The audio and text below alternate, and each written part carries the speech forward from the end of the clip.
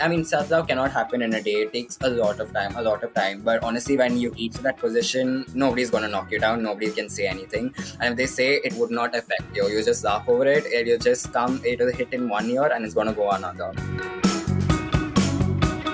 Today we talk to a young fashion creator who started posing self-portraits on Instagram and came to see himself very differently along the way. His message of self-love and self-acceptance has resonated with tens of thousands of followers, and even international brands have now taken note. Love Matters with Evelyn Sharma. Hey guys, I'm Evelyn Sharma, and this is Love Matters, a podcast about relationship topics that matter to you and me. This episode is all about learning to love yourself, something society doesn't always make easy, to say the least. Our guest is Sriram Y, an 18-year-old fashion student from Bangalore whose incredible life as an Instagram creator started 3 years ago during the lockdown. When he made his account public, he started to hear from people who said they were self-conscious about getting in front of the camera because they were dark-skinned, and that his posts inspired them. Since then, he's wowed over 50,000 followers with his gorgeous fashion-forward photos and videos, and collaborated with big brands like Gucci and Instagram itself. He's also graduated from high school, moved to Mumbai, and started classes at a fashion college. Sriram, thank you so much for being with us today. Hi, thank you for having me. It's such an honor. So tell me, what inspired you to take your first self-portrait? I feel like ever since when I was in 7th and 8th, I've always seen these travel influencers and creators where they go to different places and they click pictures, like those aesthetic pictures which look so good. And whenever I'm traveling or in general, whenever I'm out, I ask my dad, can you please click pictures of me? And they were never great. I know, right? I never get someone to click great pictures like that. And me being born as a toxic perfectionist, I hate all of them. And ever since then, I'm like, what can I do with these pictures? So, like when I found out something called self-portraits, which happened during the lockdown when I was mundanely scrolling through YouTube, and I find this one recommended video which says how to click self-portraits. And I watched that video and I clicked my first ever self-portrait after that, which was like perfect. Now I can click Instagram aesthetic-worthy pictures. And that's how it started. Did it take you long to learn how to do that? I mean, it's all a trial and error process. Like at first, I was a little conscious to pose in such a way that looks editorial enough for high fashion. So it's just been trial and error and constantly just experimenting, learning new things. Yeah, and you keep learning. So what kind of reactions did you get from your parents when you kind of fired them as your picture taker? I mean, honestly, they didn't know anything about this. They had no clue about it because they are not on social media. And even if they were, I would block them because I do not like sharing my personal life with them. It's not fun.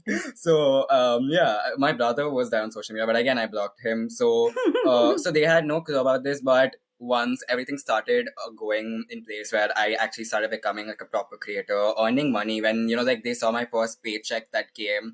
So they started realizing that, this is not just something that he's just doing because he wants to do and he has nothing to do at home, that it's solely a career. Like I remember my dad, like every time I see he's like, even though I've blocked him, like he has ways to stalk my account through other people. He shares my work to other people and he says that you should have a look at this. My mom doesn't know anything about fashion and going to a fashion college, whereas like a typical stereotypical family would say, like having a background of engineers and architects, they'd be like, you should also pursue the same. But honestly, because of how the way things have turned out and how my career has set through fashion, now I think so it's because of that they have encouraged me to go and pursue fashion and actually make like a bigger name in this fashion industry. Yeah. What did your friends think? I think, usually during that stage when I was there, it's during the whole school period of me, which was from 1st to 12th, I did not have a lot of friends. I was bullied for my skin color. I was always left out. It was just he's that weird person. He has anger issues. I feel like people were like, at first they were like, what is this? They were making fun of it when earlier I had a private account of just 135 followers, and I just kept on posting these self-portraits just to document it, because end of the day I needed these for my portfolio to getting into a design or a fashion college. So they were like, I mean, they did not say, but I understood that they were making fun of it. And once that was brand collaboration that came, and once they saw everything going up, like, like the people that I expected the least to come and say that, we are so proud of you. Oh my God, this is so huge. I'm so happy. Can't wait to see the milestones. Honestly felt like, yeah, it feels nice to be appreciated by people. But I know that coming from a point that, yeah, like now he's like, like now he's an influencer. He's like, he's that cool person now. So, we should be friends with him. So it came from more of that perspective than genuinely trying to be friends with. But honestly, with the friends that I genuinely truly had, they were the ones that constantly pushed me. They were like, Shyam, make your account public now. Post reels. I know you're going to blow up and you're going to become a creator. So I feel like it's my friends who have also contributed to getting me here. And every post that goes, there is validation that I get from them. If they say it's not good, then I do not post it. So it's like I blindly trust them. So it's always because me, from being a toxic perfectionist, sometimes I might hate the most good looking photo shoots. So when they say it's good, then I'm like, yeah, that's it. Let's go ahead. So I feel like in that way, friends have contributed, and that way, fake friends have also appreciated. Yeah. Yeah, well, it's good to have advisors on your side Yeah. for every career that you start. And what kind of reactions did you get from, the general public once you made your profile public? Most of them really liked it, liked the post that I was doing, because it was completely out of the box. You would not expect this to be in the internet. And, like for someone who's dark skinned and, like self-acceptance, it was really, how do I say, it was taking them a lot to process. They were like really shook, but it was in a good way shook, not in a like surprised. So I feel like it was a very fresh take on content that they saw on social media, which was really nice. And in general, I've, like with the schooling life that I've had, I honestly felt like it would be a dream to, get all that appreciation, to be, when you're in the limelight, when, like everything revolves around you. It feels really nice when, there are people out there, who actually love you and shower love, and, like they appreciate you for the small stuff things. It feels really nice. It feels like you're valued. So that part of it. But when I talk about the backward thinking part of it, it would be the society who are like, no, he doesn't deserve it. Like, look, you're so dark skinned. What are you doing? You should not be doing this. You do not even look good. Like, honestly, you're, like the way you shoot, the creative direction looks nice, but, have models. Don't, you don't do it. I don't think so. It looks good on you. Why do you think that is? Why do you think people have this opinion still in, 2023?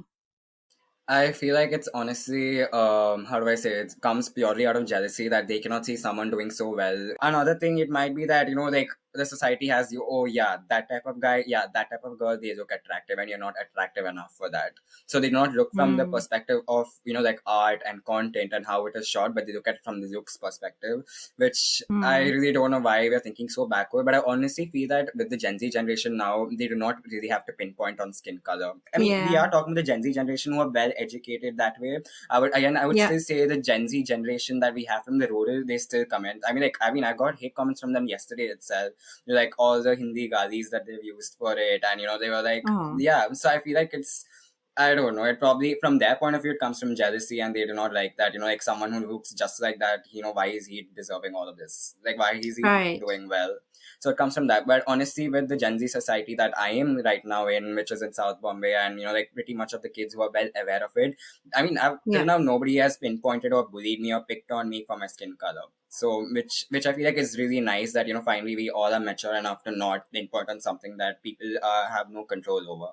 Absolutely. And I'm so inspired by, your generation and people like you who just go for their dreams. And if they see a social issue, they're not afraid to speak up. And I think that's awesome because, as you know, there are lots of other people out there, men and women, that are being discriminated for their skin color.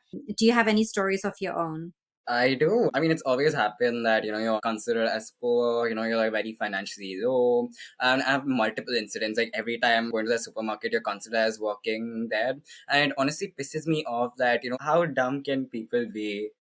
Absolutely. And I'm really sorry that people have to experience this and that you had to experience this. How do you experience that in the work that you're doing? When it comes to work, I honestly feel like there is this sort of a myth that, oh, yeah, black people can't survive the industry for long. They won't get a position. They'll always have a white person. And like, I feel like with college right now and with all of the things that I get, like how do I say, like the opportunities that I get, it's never about skin color, anything, or whatever it is. They truly, truly Mm. believe it on talent and how good the person is in his class. So I feel like, which feels really nice that, like someone like me who's like always been little scared that, like I will never get these opportunities. I never be able to, like do well in my career because of my skin color, to honestly getting Mm. featured on an ad, being the main person in the ad, to like getting all the opportunities, like assisting brands, getting an internship to like a really big person.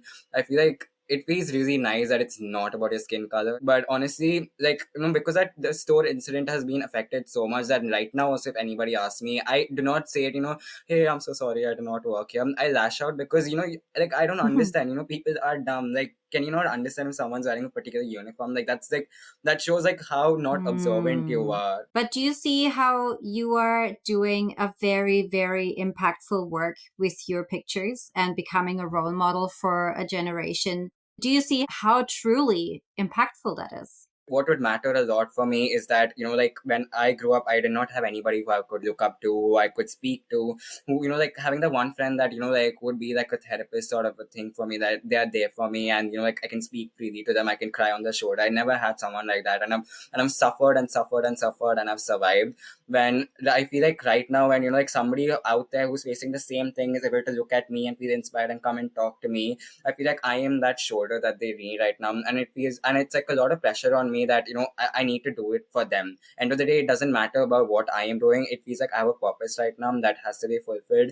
I have to keep on creating Mm. content and keep on growing, like with this podcast, especially. Now it's going to reach more people. More people are going to know about me. More people are going to get inspired about me. That's all that matters to me, end of the day, that, like more and more people get to know about me and get inspired and honestly start loving themselves. Absolutely. What kind of advice would you give people that are struggling with their own skin color and are insecure?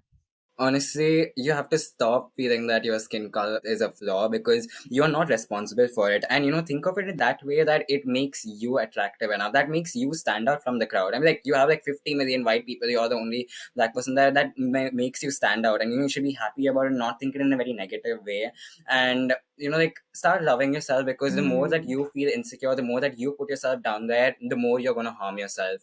And True. I've experienced the same thing. I mean, like last month I started feeling insecure because I was in a new surrounding. I was with new people that I've never seen, and what are the things that they were doing at this age? I started feeling insecure in such a way that, am I not attractive enough? Am I not good enough? Like, like what is wrong with me? Am I too thin? Like all of that. When I look at the Gen Z society, that I finally see it in person, I started feeling insecure because of that. And, like Mm. I was glad that this time when I was insecure, I had my friends out there who were there to, like get me out of it, and who were there that, Sham, there's nothing wrong with you. Do not think that way. Honestly, like the society might not see you, but when they actually get to know you as a better person, they will know what you are.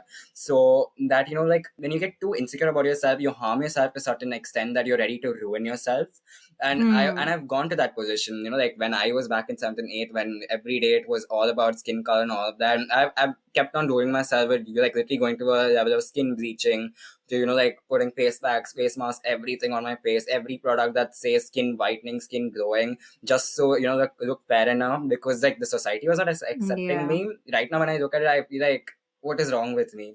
So I feel Yeah. like, I mean, end of the day, you're spending maximum amount of time with you and yourself, that your thoughts, you're lost in that.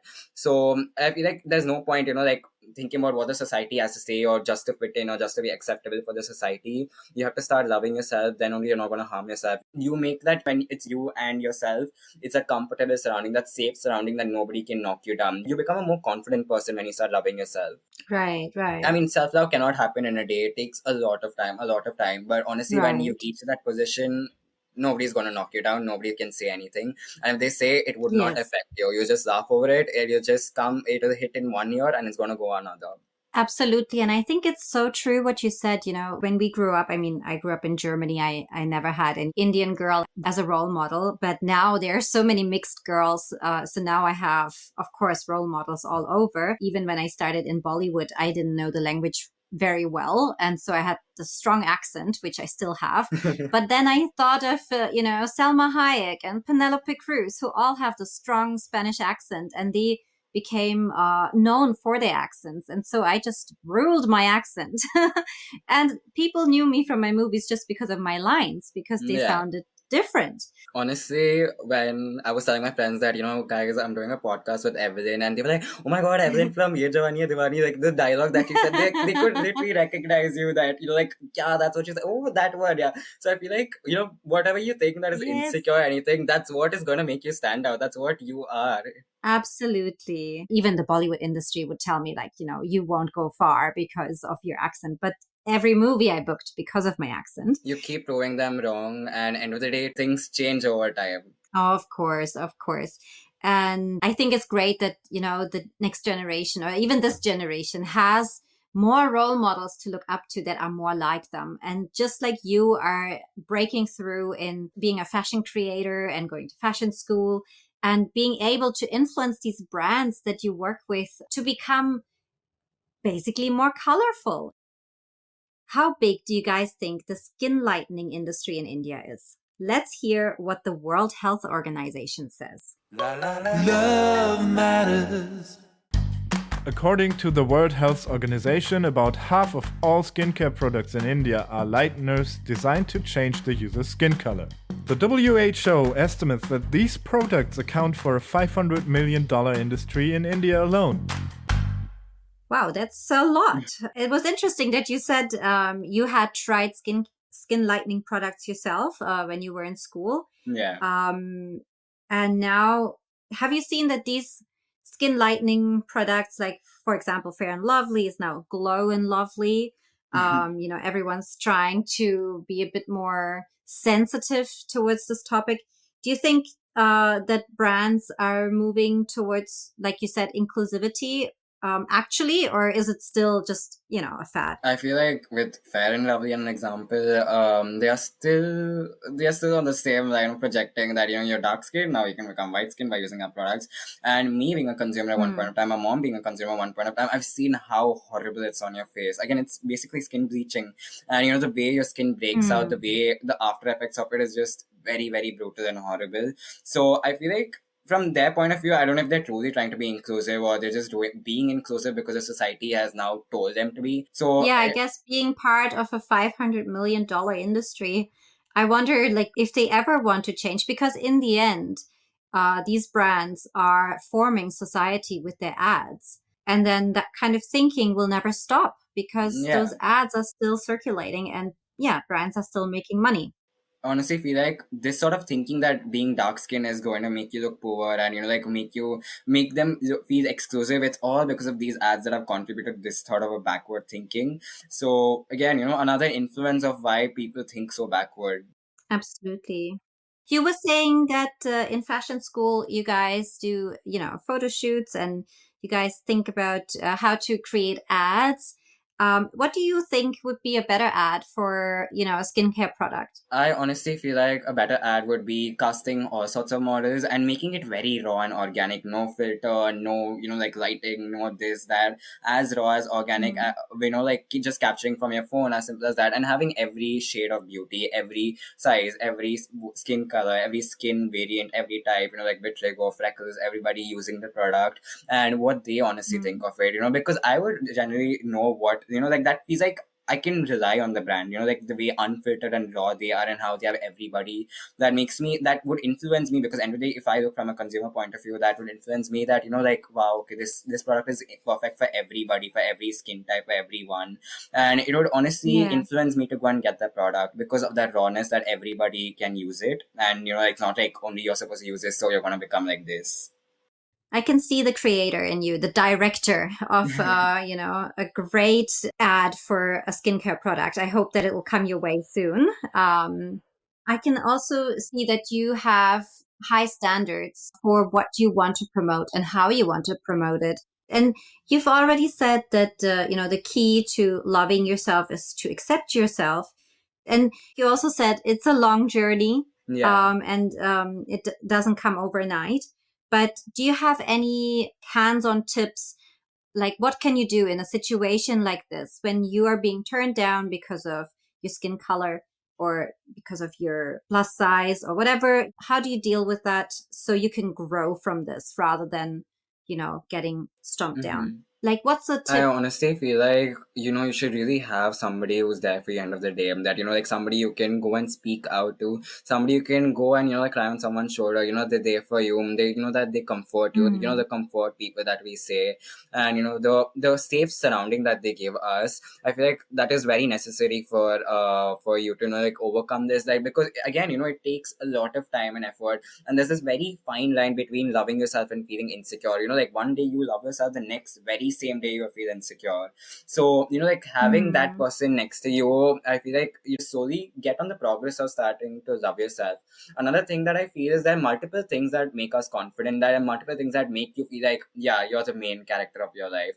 For me, it honestly has to be Mm. that main character playlist that I have, like the songs that make me feel confident, as simple as, runway music, or, something that's so Mm. strong enough that, it makes me instantly confident. And people feel like, how is he so confident, like having, thinking that, he's dark skinned, like that's what I feel like. End of the day, you are very confident in yourself. There's nobody that can come and knock you down. And that's another thing that I feel like you should not put yourself down because somebody's bullying you or somebody's saying that, look at you, you're so dark, look at you, you're so fat, look at you have freckles, look at you have acne. When you accept Mm. what that person has said, that's it. You have put yourself down, and that person's keep on, like that person's just gonna go on and on and on till you go to a stage where you break down and you do something, like bizarre. Yeah. You have to have faith in yourself. You have to voice out for yourself. You have to make sure there's nothing wrong. And next time when that person says that, you should know how to stand up for yourself and, like be that Mm. confident person there. And I feel like once you've stood up for yourself and once you know that, your skin color is not a flaw, whatever you're facing through is not a flaw, there's nobody that can come and, speak like that. And even if they do, it wouldn't bother you. That's how the mindset has changed, that it wouldn't bother you at all. That's right. So one is have a great friend, or maybe your mom, Yeah. who always truly loves you, to be by your side, Yeah. who you can cry on their shoulder when life gets too much.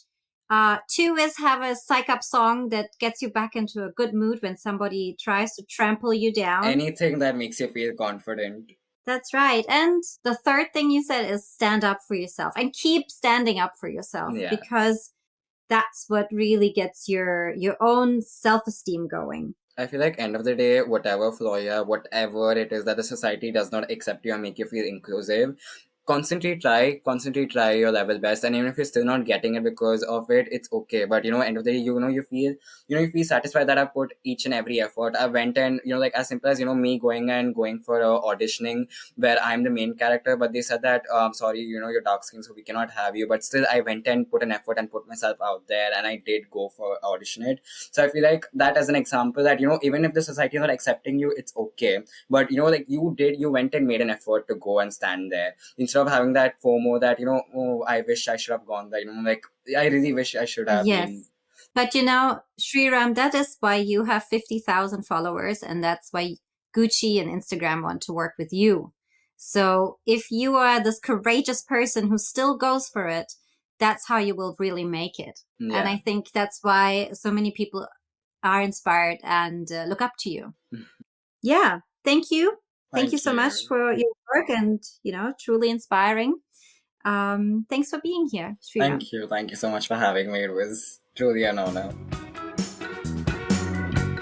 If you have any questions in matters of love, write us at lovematters@dw.com.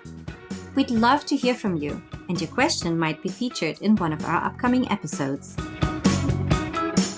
You've been listening to Love Matters from Indian Express and DW, Germany's international broadcaster, a podcast about relationship topics that matter to you and me. I'm Evelyn Sharma, and I think love matters. Love matters. Love